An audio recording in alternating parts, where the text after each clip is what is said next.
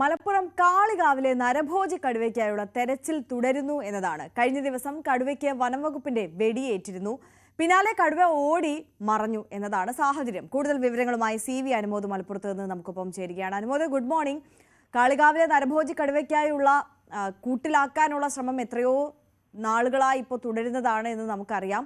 ഏറ്റവും ഒടുവിൽ ഇപ്പോൾ കടുവയ്ക്ക് വെടിയേറ്റു. പക്ഷേ വെടിയേറ്റതിന് ശേഷം കാട്ടിലേക്ക് ഓടി മറഞ്ഞിരിക്കുകയാണ്. പിടികൂടാൻ കഴിയുമെന്നുള്ള വലിയ പ്രതീക്ഷ വനംവകുപ്പിനുണ്ടോ?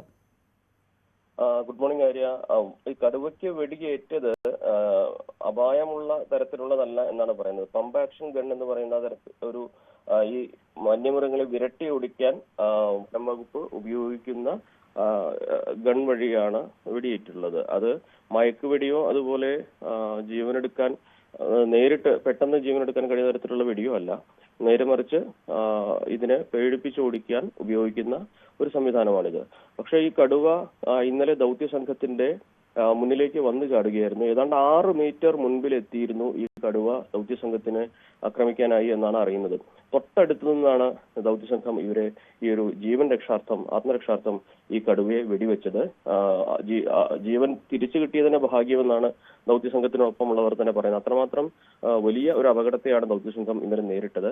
ആ ഒരു സാഹചര്യത്തിൽ അവരുടെ കൈവശമുണ്ടായിരുന്ന പമ്പ് ആക്ഷൻ റൈഫിൾ ഉപയോഗിച്ച് ഗണ്ണ് ഉപയോഗിച്ച് വെടിയുതിർക്കുകയായിരുന്നു.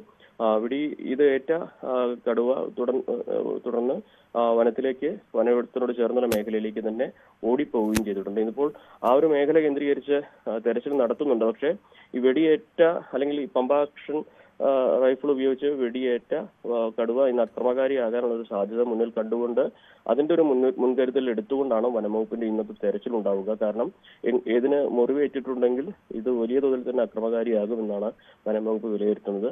അതിന്റെ ഒരു സാധ്യത മുന്നിൽ കണ്ടുകൊണ്ടാണ് ഇപ്പോൾ ഈ ഒരു തെരച്ചിൽ ആ ഒരു മേഖലയിൽ നടത്താൻ ഉദ്ദേശിക്കുന്നത്. മഴ ഒരു മേഖലയിൽ പെയ്യുന്നുണ്ട്. അതേപോലെ ഇന്നലെ രാത്രി ഏറെ വൈകിയൊന്നും തെരച്ചിൽ നടത്താൻ കഴിഞ്ഞിട്ടില്ല. ഇന്ന് രാവിലെ 10 മണിയോടെ ആ മേഖലകൾ കേന്ദ്രീകരിച്ചും തെരച്ചിൽ നടത്തുമെന്നാണ് അറിയിച്ചിട്ടുള്ളത്.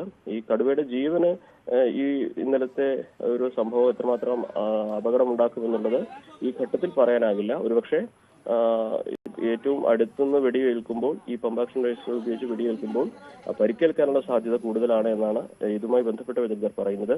നനകല മേഖല കേന്ദ്രീകരിച്ച് തെരച്ചിൽ ഇന്നും തുടരുക തന്നെ ചെയ്യും. CV അനുമോദാണ് വിശദാംശങ്ങൾ പങ്കുവച്ചത്.